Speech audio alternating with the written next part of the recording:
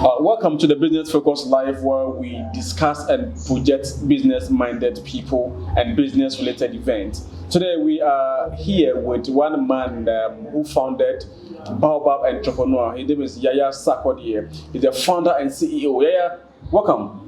Thank you. Now tell us briefly, what is Baobab all about? Okay, so Baobab Entrepreneur is like we realize there's a gap between the well-established startups and then the incoming one, especially somebody who is in my village trying to understand how entrepreneurship work. So we try to bring that gap. Okay, so we do it in such a way we interview those who are well established so that those incoming people will learn from them. And at the same time, so we try to go to an event where people talk about entrepreneurship and in business, and then we showcase it for others who didn't have the opportunity to come to the event, for them to also know what is happening on the ground. We do this just to motivate, encourage, and then we do this just to educate, motivate, and encourage people to do more business. That's what. Well, that is cool. That is good. But who is the man Yaya Sarkodie? Okay, so Yaya is somebody who grew up from a village, okay, called Pitire, which is in Imim Ahafo, and then attended. So that is a Pitire is the BA. Is that? It's Brown Half region. Yeah, now it's Brown now for half region. Okay. Yes. So Mim Senior High, and then moved to University of Cape Coast, and I think I came to Kumasi Hive, which I was the event and project assistant. Is that a school as well? No, Kumasi Hive is a hive in Kumasi where they train entrepreneurs. Okay. So I even got a name Baobab Entrepreneur from there. That's what I think. I have this idea, and I talked to George Appiah, and then he told me. Oh, George. Yeah, I know George. So he told me, okay, there's a tree called Baobab where they have a lot of branches. So if I want to link a lot of entrepreneurs together, then I think that tree can be like my symbol. So my symbol is like the Baobab there, getting to connect to a lot of entrepreneurs. So from there, I have a service at a Mosso as a health directory. Then I moved to Ecobank Equities. So you work full time at Ecobank? Yeah, full time at Ecobank Equities. As well, are you a banker? No, I'm application support, a support application. Okay, so you're an IT person. IT person, yes. Okay, so then how are you able to run your own business alongside working full time at Ecobank? Because Ecobank is a banking industry, which is a more I should say very tedious industry to be in alongside yes, it's true. Business. How are you able to marry? Yes, it's true. You know, if you have entrepreneurial mindset, okay, you do it as a passion. That's it. So I'm doing my work as a passion. So if you're doing your work as a passion, even if you're tired, you don't feel like you're tired. Sorry. Okay. So entrepreneurship is something we do as a passion. And if you're doing it as a passion, even if you're tired, you don't feel like you're tired. So I run shifts. So whenever I'm off, okay, I use my off time to do my interviews, and then sometimes I do night. So when I'm done with my night and I come home and I have an interview to do, I rest small, then I just go and shoot my videos. So most people don't even know I'm working. People think like I'm always on the social media making noise. And some of the videos too, sometimes I just record it, and then when I have the free time, I just work on it. That's what I do. Wow, it looked interesting because working at a bank full time from 8 to 5 p.m. and then also running this back and forth. I don't know. I'm just thinking the stress you go through and all that. But so far, what has been your major challenge and how are you able to turn around? Okay, so as you said, like the bank always stress a lot. Okay, and then with this thing, you need a team members to work. So I can say my major challenge is a team. Okay, so when I started alone, where I was using a phone to record, and then people, this is a good thing. So I said, okay, why can't I buy camera? So I bought the camera for money wasn't a problem for me, so I was able to buy the expensive. You are in the bank. So I was able to buy the most expensive. I want to. It's a money is a problem for you, right? Yes. I love that. Money is the problem. That's yes. right. Yes. So I bought the most expensive camera. I think TV production they use. So I decided to go for that camera. So when I started, I was doing the video alone myself. So you see, my camera can be 10 for me to see myself. So anytime I'm doing interview, I'm just controlling everything myself. So I have one guy who is now my cameraman, Kofi. He once told me, boss, I want to join you. So I quickly train him and then said I'll be working with him. And then now Bawa Entrepreneur, we have a website where we also publish story entrepreneurship and business, and then sometimes tech news there. And that one too is a team, because you know I have to pay people to write for me because I'm always busy. So you know, I don't have that. Sometimes I don't have that all the money to pay somebody to write full time for you. So because I'm not paying, people will write today, the next day they are not writing. So it's like committed people who do the job for me, they are not there. It's like they don't understand the nature of what I want to achieve. And I'm sure if they understood what I'm doing, I think they will just come in and say, okay, boss, let's sacrifice our time for you.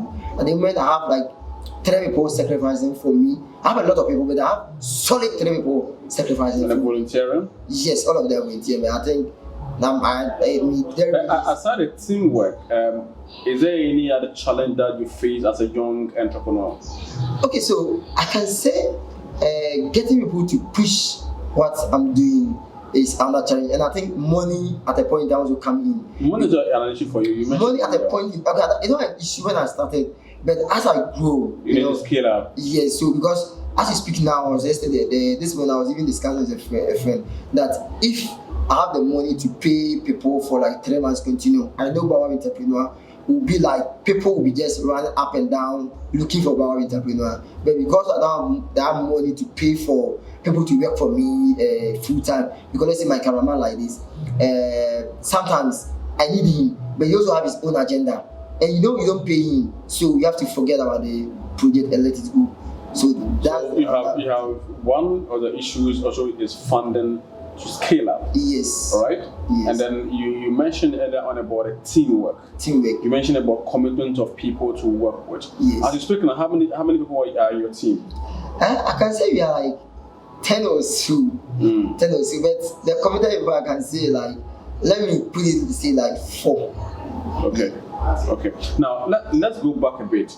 You mentioned you schooling from BA through to UCC and all that. Did you conceive this idea of entrepreneurship in the school, and how were you able to nurture it from school all the way through to now? Okay, I think I was born as an entrepreneur. So let me give this story. I think one day Accra Connect, they have Boss Connect. They interviewed me on this same question. So that's how I started. I think back at school, I used to have a camera, which I was a photographer, so they called me photo. So through the camera. So you're the photo? Yeah, I was a photo. Oh, okay. I mean, you're the photo. I didn't know what you. So from school, because of my entrepreneur mindset, the money I had, I didn't chop the money. Okay, so I invested the money into another business. Okay. So which I bought a bicycle, and I usually call it Kumu Kumu. So I was using the bicycle for the Kumu Kumu. So the money from the camera was given. Was it like a delivery something? No, the bicycle was like people will just know at the village. People will say, okay, you don't have the bicycle there. So okay, 2 minutes is for 50 pesos. So you ride the bicycle for like. Oh, just ride and I can park it. You can park it. Don't go anywhere. Just ride. Yes. So ride you don't go anywhere. I don't care. The whole thing is I give you time. Oh, okay. So 50 pesos is maybe 50 pesos like maybe 5 minutes. So if my time is 5 minutes and you come in 6 minutes, it's either maybe I'll consider you or I'll charge you for the extra time. Yeah. So that one is another business I started. I went to the SS, I added. Also, this ones were at a basic level. Yes. So at SS2, I added, I think, mobile transfer. Okay. Mobile transfer. I can't remember. I even bought a SIM card for my sister to start a business on the mobile. So the mobile transfer, I bought a lot, and I was using. So that one was giving me money, and I went to the university. So it was university I got to know that like what I'm doing is like sort of an entrepreneurship way. From there I was picking this knowledge, and then I came to Kumasi Hive as event and program associate. What happened was I was organizing the event, talking to entrepreneurs. I remember the one event I always enjoy, I've benefited from it, is the registered junior department event. I went to them, talked to them, and then I invited them. They came to talk to entrepreneurs, and I organized that event. George came supporting, and then I organized people from around to come and listen to what they have. So while you were doing this on campuses, your other colleagues on campus, what were they also doing? I mean, in terms of entrepreneurship, did you see them also doing something entrepreneurship angle? Or I mean, I didn't understand what really was happening on your campus back then whilst you were pursuing this entrepreneurship idea. Okay, so let me say, even on campus, I was even selling laptop as well. Laptop, I wasn't having the laptop, but I do a collabo with someone who is in Accra here, and then, like, when somebody needed a laptop, the person will just send a laptop here and I'll give it to them. Because I'm an IT guy, Better condition. then they say, okay, my own is the best, and if there's any problem, I just fix it for them. So I get my commission. And there are my other friends who are also doing other businesses also there. Yes, so I have a colleague, a couple of friends also doing their business. Just recently, we had a finance minister on our conference talking about the fact that government payroll is full. In fact, he was actually addressing students on campus. Just say your campus, I'm sure. Yes. So his point then was that, or the point is that it is time for students to start thinking entrepreneurship.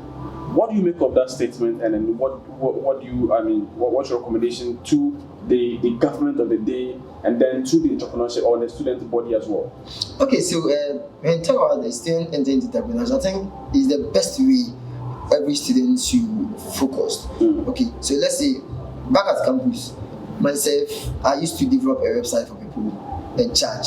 And I also run as a digital, I'm a digital skills trainer as well from Google, well-trained person, so I can train digital skills. So I do all these things while I combine my lesson. So what he say, if you pick it, just that one, and the people will just say as a practical talk. But when you just sit down and analyze what he said, you can find out that, okay, it's good as a student, you think of a business to do before you leave campus, because it makes you, or it makes your work very easy. Even if you get an employment job to do, okay, and then like you have a business mindset, that business mindset can lead you to a job. Let's say I was having that business mindset, I was having the business mindset to do. Just find out this guy is doing this, so let's bring him to the entrepreneurship industry that is much higher. So through the business I was doing, it led me to a job. You get it? So if even though you want to even get into a government payroll or whatever, but you are able to establish yourself on something to get a knowledge from whatever you're doing, somebody out there will find out, okay, this person is good, being capable of managing his own affairs, he can manage my business, and it's easy for the person to employ you. Yes. So I think that one is if you pick it that sentence alone, people will just put practical way on it. But if I was to sit down and analyze, it's true. But then, do you think that the logistic wise, support base, all the things that the young people on campuses or students need to start business and sustain their businesses are available to them, provided by the government, by other corporate institutions or whatever it is, support based? What do you think that students need to start and sustain their businesses, and do you think that there's some available, and what needs to be done to make sure that these student bodies can be pushed to sustain their businesses? Okay, first of all, I would say the support is not there. The support is not there. So if the minister or the... When you say support is not there, what do you mean? When I'm saying support is... What do you mean by the support? Okay, so let's say, some of us struggle to even pay school fees. Okay, so the person may have an idea to start a business, and not all business can be started at zero budget. Okay, you need to get something small. So if they don't have the money, that support comes in. Another one too is like, we don't run entrepreneurship events or programs on campus. Okay, it's not there. Let's say and sometimes people also don't understand they need to even attend an event. So since it's not there, people don't also have or don't understand the need. It's like they don't go and then they don't get the support. So let's say, for instance, I can't remember, you have the Ghana's Young Entrepreneurship Summit. Okay, such event is not organized on campus, and even if it's organized on campus, it's not where the publicity is not there for people to understand that this one is going on. So if you have, and I remember on campus there was a several event and like you need to pay, and look at me, I'm struggling to even pay my fees. We are trying to pay. You get because and of course those organized events have pay people from different places. They need aside to the organize the event or the capacity building sessions that you're talking about, issues of funding, issues of marketing, issues of branding, issues of. Do you think the students face one of these challenges? Yes, that's what I'm saying. Like, they don't get opportunity to attend all these events. So let's say if they are able to attend, let's say, digital skills training, okay, from there you can pick. Last week I was in my village. Okay, so I went to my town itself, not the village, but the town. I have made. Okay, so I organized. I have unleashed technology, and then people from outside Ghana, Accra here, joined the call, and then people were talking about digital marketing. Somebody were talking about IoT. Or talking about the security aspect. So we said, people, oh, okay, so through digital marketing, I can start a business like this and do that. And the people who talk about digital marketing, show them how they can brand themselves on the internet for them to know, okay, if I'm putting my profile, it's supposed to be this way. If I'm selling this, always have to be pushing an item. They don't know. Directly, to the man who said that the government payroll is full, what do you have to tell him? Okay, so what I will tell him is, I think before he made that statement, okay, there should be something there. And then he referred to that and that, okay, my guys, the government payroll is full. So there's fund available. Take opportunity or take advantage of it and grab it and start a business on your own. If that one was there, it would be perfect. But if the government payroll is not there, and there's nothing for me to also do, is like, actually, this man is like, for a certain time, it tends to, question mark, because the same people, I'm not doing politics though, but the same people who came and say, we will create job for it, and then people from different countries who even come and work here. And when you then go and do U10, I can't tell you government people is full. You see, you are not telling me. But there was a youth bank is talk about government talk about this. They also talk about the U start or something. It's not coming to support businesses. See, let me tell you one thing. That's how one entrepreneur we can be. Such things. If you're not top, one guy forgets. If you're not top, us and how? Like, let's say somebody in my village like this may have a brilliant idea, okay, but if somebody doesn't hold the hand, then they be pushing the idea on top for people to see. There's no way that person will get access to this support. You get it? But those that can, where they already established the business, they are benefiting from it. But somebody can have the idea in mind, trying to even talk to people. I can't remember, somebody called me from Kingan that I think they say, is it a cement or a roofing sheet or whatever? They can do it. I think I've forgotten the product. I'll look for it. And they were telling me, how can we get support? How can we get funding? Government also won't even come in and do 1D, 1F with it. But we need to start something before they will come in. They said they'll give tax-free incentive. We don't even have the money to even go and buy the thing for them to say I'll give you tax-free incentive. You get it? So for me like this, that program, even though I'm here, but I've not even had the opportunity to even see they are applying for me to even apply. Oh, I think it's not started yet. It should start in March 2020. But I've not even heard my details. So even if they start, is it that you don't like reading? I like reading, but maybe when I'm reading, it's not there. So maybe you should read for the right sources then. So that because I mean sometimes we also had the issue of information flow is also key.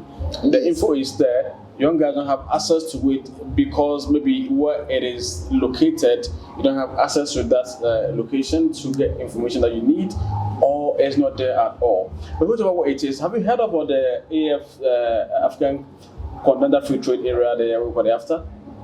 I've heard of it, but actually I don't know what they do. Don't know what they do? Yes. Okay. I think my first time here was the Ghana Young People Summit. So I was writing an article on it. I was like, what is it? I just used to call, I just AF sometimes. What is this at all? So my writer wanted to even give a full meaning to it, but both of us were not getting the whole thing. So as we said, like the information flow sometimes will come because I don't know about it. My mother don't know about it. I think I was going to work. I saw a signboard. This was something we were writing about it. Yes. Okay. You get it. So you talk about the information flow as a gap that needs to be filled as well. Yes. Okay. So something like this, they can come to some of us, Bauer entrepreneur. Then we can also help for people to get it. Because let's say you go to TV alone, okay, people will watch the TV, but those of us at the village, we don't mostly get the opportunity to watch the TV every day. Yeah. Sometimes we don't watch at all. But if maybe there's a video, even sometimes my videos, okay, if there's an important aspect, I just cut a small thing, share on WhatsApp, and if something is good, people start to share. Yeah, what are your advice or recommendations to the government of the day and to key stakeholders in the entrepreneurship ecosystem in terms of people who are in charge of the after secretariat, people who are in charge of running the government ministry, the development ministries, anywhere that have got something to do with youth and entrepreneurship as an angle? What are your advice or recommendations for them? Okay, so for me, the information flow, sometimes in my village, okay, most people doesn't know anything what is happening. So when always it's in Accra here, because yes, it's true because I'm in both angle. Yeah. Yes, people don't know what is going on. You get it? So if they can actually look at the information flow, it will be cool. And sometimes if they can also organize programs and then summit also for those down there. Those at the top, I think most they also get the opportunity to talk to people in Kumasi High, Ghana Tech Lab, what is it? A Ghana Startup Network, GIZ. GIZ. My first time hearing about them was the Ghana Innovation Week. Because they were all there supporting, but we don't know about them. So if they can go to places like Kasapin, Bitre, Eme, Goso, you get it, Abuja, all these places. People will understand it now. Okay, let's think about business. Let's think about entrepreneurship. These people are there. If I have this business, these people are there to support me. So let me start my business. But if I start, nobody is there to support me. So I'm going to start. Yes. Right. So as you wrap up, if you're given 1 minute to advertise your business, what will be your words? What I would say is, Baba entrepreneurs, where entrepreneurs are grown. If you want knowledge to start a business, if you want a place to showcase your business, if you want people to come in and interview or do advertisement for you on whatever you're doing, you need to look up to Bawab Entrepreneur. Also, if you have an event, like an entrepreneurship event, you want to do live streaming, you want to record it so that you can also share for people to get access to the event you did, I think you have to look for Bawab Entrepreneur. We are open for partnership. So whether you are an entrepreneur, you are a hub, you are a startup, whatever, you can come, you help you out. We will publish articles. So if you are a business, you are a brand, you want us to publish something about your brand, if you write it to us, we publish it. If you want us to write, we will write and publish it for you. It's for free. Everything you do is for free. So how do you reach you then? 0247 1764. And then social media handles? Yes, Bawab Entrepreneur. All platforms? All platforms. And I think Twitter is Bawab Entrepreneur 1. Yes. So that's one attached with. Yes, it means that dimension number 1. Well, so thank you for coming, Yaya. We have learned a lot from you. I think you guys are doing well, and you should keep it up. Before I go, I'll tell people to go and then subscribe to Bawab Entrepreneur. Or on your YouTube channel. On my YouTube channel, because you will learn a lot from there.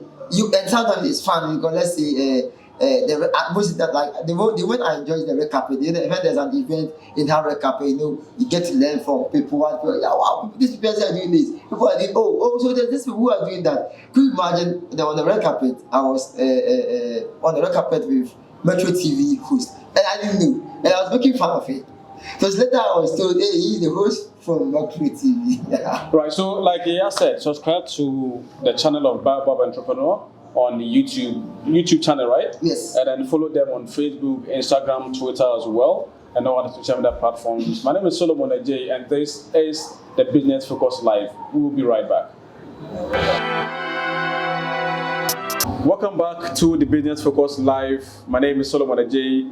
Now we'll take you to the event segment, where our first event for the day is the Young Entrepreneur Summit 2021, organized by the Ghana Startup Network at the African Trade House in Accra, under the theme Amplify the Voice and Support for Youth, Women and SME Businesses. Now enjoy the CEO of National Youth Authority, Honorable Pius Enam Hadide, and other CEOs as they discuss the various roles of national institutions in after implementation.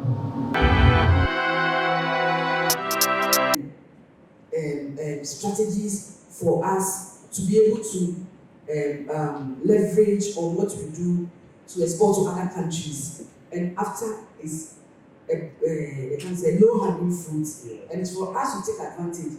Because it's not only Ghana, everybody is looking to export to us. It's opening our borders. So if we don't up our game, you realize that we will not make use of after, like what happened when AGOA first came into being, where Ghana was unable to take as much advantage of the AGOA. But it has been extended for us, and some work is being done on that. So back to Africa. The reason why AFTA is so important for us is that it's a market that is close in terms of proximity, but not in terms of infrastructure. And number two, when it comes to standards, it's not as stringent. I wish the GSA guy comes. It's not as stringent as the EU, for example, puts on our products. Let me use a product like processed food, where we have a lot of young women and young men going into. When you're exporting something like peanut butter or cereal, when we went to South Africa, there was a young lady who is with us right now. We have a train upstairs who does that product. It is much more easy for this product to be sold in Africa because the requirements are not as stringent as the EU, for example. Sometimes I think that the EU, they sleep and think about, hey, what can we do to make it, well, that's make it a bit more difficult for Africa to export our food to us. Because every now and then they bring new rules which become more stringent to be able to comply with. But African market is big. I'm not saying that Africa, we don't like standards. We do like standards. But if you're exporting products to the EU, even the size can be a non-tariff barrier. The size of the fruit, they can say it is too big, it is too small, and so because of that one alone, it's not that the fruit is not good, but they are looking at the size. It's easier in Africa. And so we are happy that AFTA is here to support us to increase our exports. AFTA is here for us to take advantage to export to ourselves. You're welcome, to export to ourselves. And so the National Export Development Strategy outlines all kinds of ways to help you to be able to export. And we are looking at AFTA as a key market, 1.3 billion people. It is not an easy market at all. And so we need to really, really do our best. So at Ghana Export Promotion Authority and through the National Export Development Strategy, we have three main pillars we are working with. Program as done in places like Australia. When we went there, they actually introduced us to a certain program where young entrepreneurs are attached to entrepreneurs who are much older and much more experienced. They have made mistakes already. They want to ensure that you don't make the mistakes. The reason why it's easy for the older entrepreneurs to join is that they are not UI policy and the country also. That means they support them by making them pay less taxes for their time. And so it's easier for the experienced businesses to use their time to mentor the youth. It is being done in Australia, and a lot of young people are exporting to other countries. A set of a mentorship program at the national level. Okay, so when you come to us, we will attach you to a willing, experienced exporter to help you. And then we run a training program called Export Marketing. It's a very, very, very good program. It helps you to understand what to do, how to price your product. In fact, you have just come back from South Africa. If you follow the news, about 42 billion deals were clinched. It exceeded what AFTA was looking at. But Ghana, we also made a lot of deals, but we have not been able to clinch all our deals because we lack negotiation skills. We lack how to price our products. And so at the Ghana Export Promotion Authority, we do a capacity program called Export Marketing, which will help you to understand your businesses in order to negotiate properly. It's already been said when the heads of states gathered in Kigali in 2018, I believe, to adapt the agreement, the Continental Free Trade Agreement.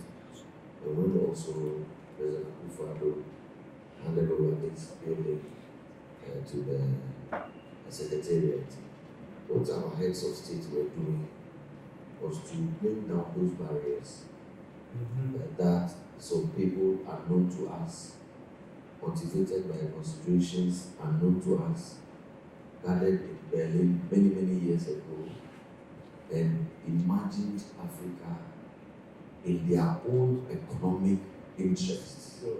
When Africa was divided, I'm talking about the Berlin Conference, when Africa was divided amongst the world powers of the time. Absolutely. What they did was to take into cognizance what was in their economic interest. And so, even the resources that we had were matters that were considered. And over the years, they have deliberately, like Madam said, put barriers to Africa's development. And one of the vehicles of development and growth is trade. And so, up until the time our heads of state adopted this agreement, what they did was to use the Berlin Conference to perpetuate it and to reinforce those barriers that militate against our own development, against our own trade. And so when those barriers were removed, we were opened to a market of now about 1.2 billion people. Now we are gathered in this hall, we are operating businesses we believe can be successful to a population of 30.8 million. When we started our various businesses, because that's our population.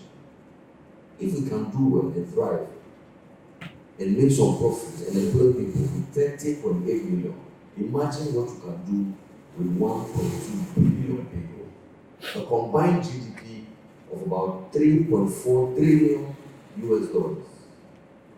And so we are happy that within our time as young people, there are practical steps being taken to remove those barriers that people before us faced. And that is why, for us, one of the greatest interventions of our movement is the Continental Free Trade Area. And the big elephant in the room is that how do we position ourselves as young people to be able to leverage that? And that's what the question that you're asking. But even as we do that, there are many major policy initiatives that the Secretariat must take. They have begun implementing a number of protocols. The one that concerns us the most, the youth and women, we are informed that the deadline for the implementation of that protocol is just a few days away. It actually ought to be the 31st of December this year. So we are still waiting to hear from our colleagues in the Secretariat how advanced work is on the protocol that relates to youth and women. But you see, trading amongst ourselves also has challenges. Sometimes I'm informed that to travel between Ghana and some other African countries is even more expensive than to travel between from, say, Ghana to China. I think more to go to Sierra Leone than to go to Spain. So how can we trade amongst ourselves if it is easier by way of cost to visit Spain than it is to visit Sierra Leone? So those are practical engagements that we must have.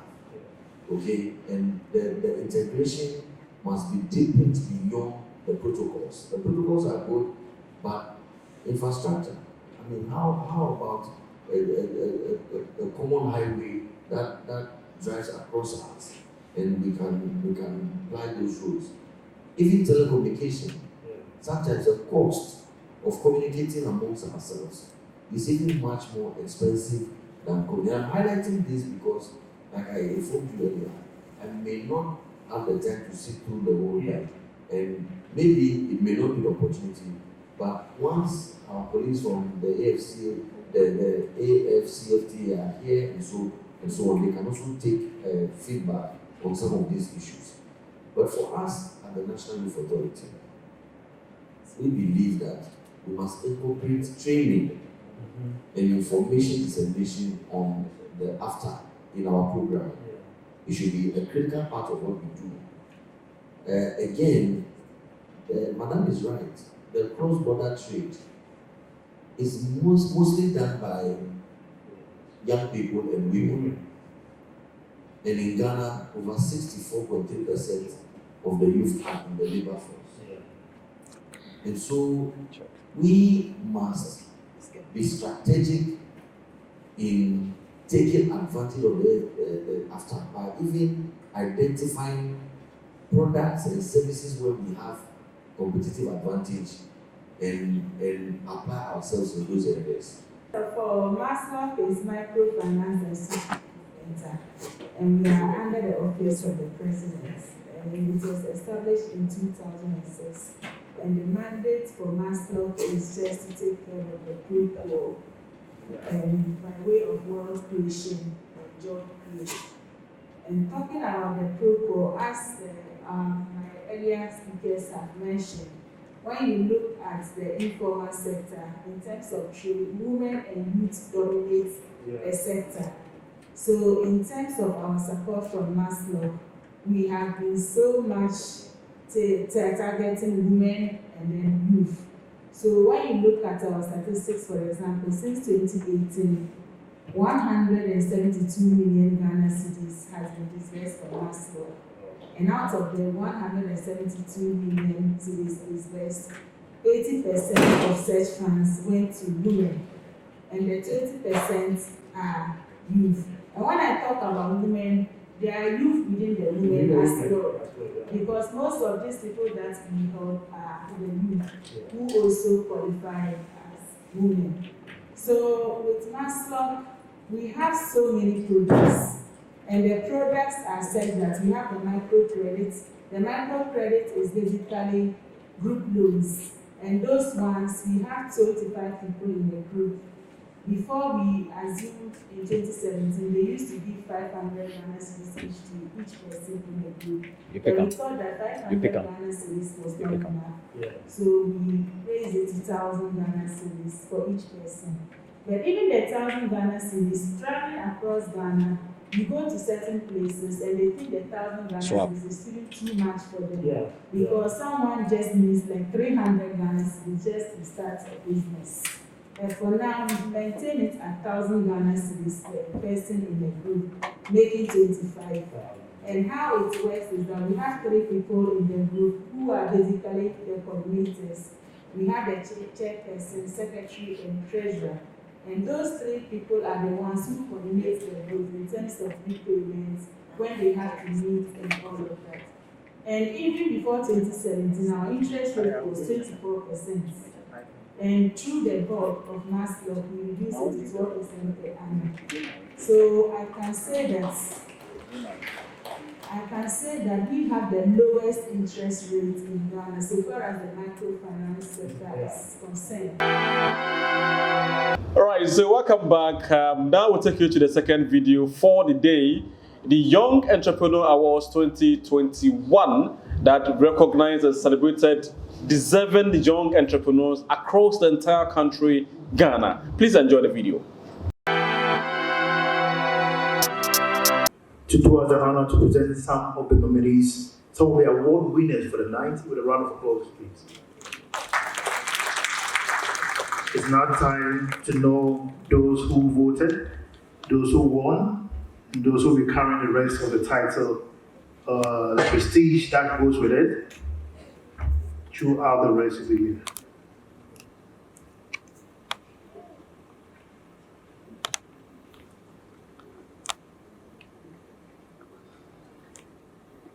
Now to the winner for the Male Agribusiness Entrepreneur of the Year. To the winner for the Male Agribusiness Entrepreneur of the Year, I'd like to welcome with a round of applause Mr. Kandri Ephraim of Effie Share Butter Company Limited. Ephraim Kandri.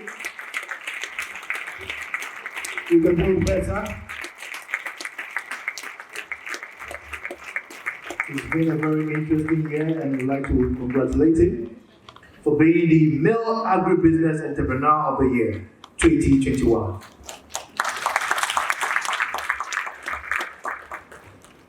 Now to the Female Agribusiness Entrepreneur of the Year.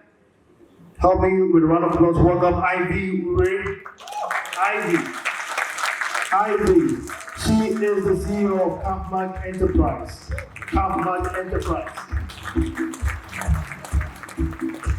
Give it to her.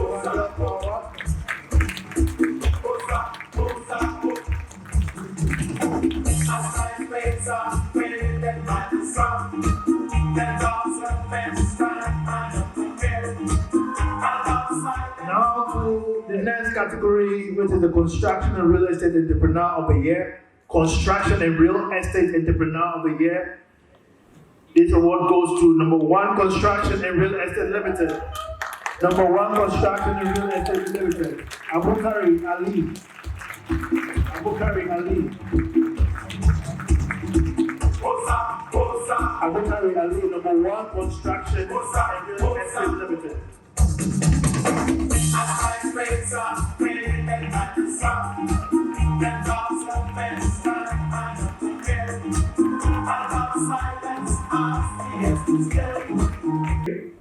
Should I mention it? And I am for commercial break. No.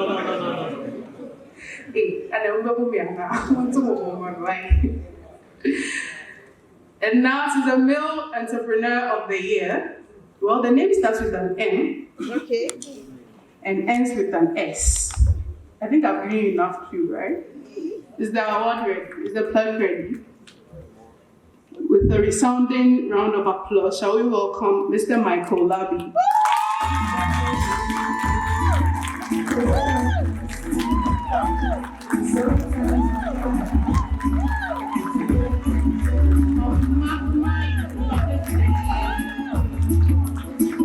Congratulations, Mr. Michael Labi.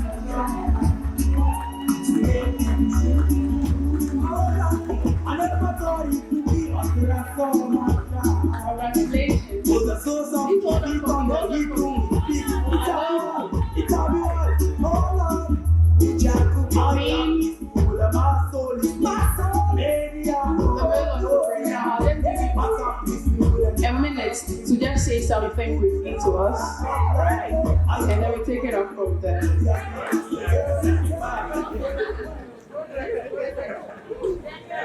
Hi to everyone here. First and foremost, I want to thank God for giving me this opportunity. And then secondly, thank all Mike workers and all customers who have made this possible. Thank you very much. Thank you very much, Mike. I think I've not been fair. Where's the female entrepreneur? So, we're going to pick you right. Alright, so shall we please have, in fact, she's actually topping she's the icing on the cake. Shall we please have the female entrepreneur back here? Let's please give it up for her. In all her glory. She's actually wearing a royal color. She was ready for the day. Well, let's keep clapping till she gets here.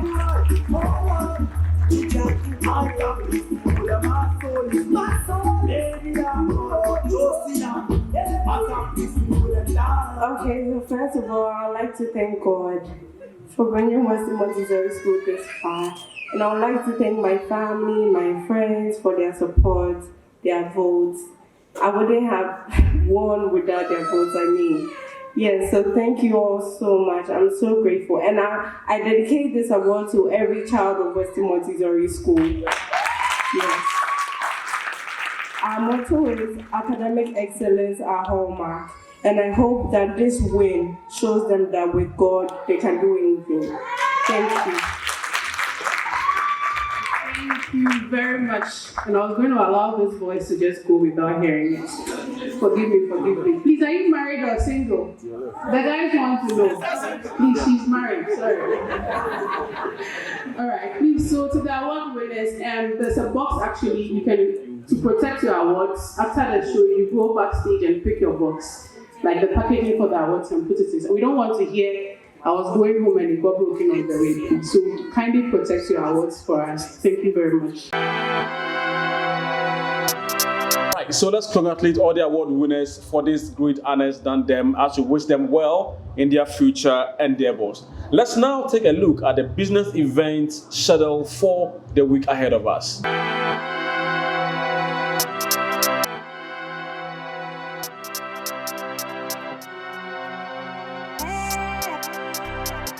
On the beat.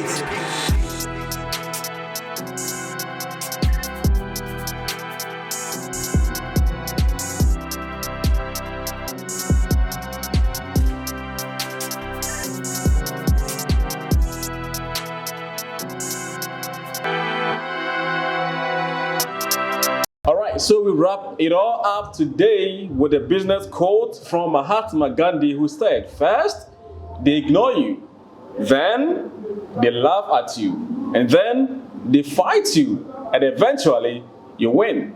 As a young man, all that you do in your business endeavors, please stay focused and be rest assured that as you push and push forward, victory will be yours. You will win at the end of the day. My name is Solomon Ajayi, and this is the Business Focus Life.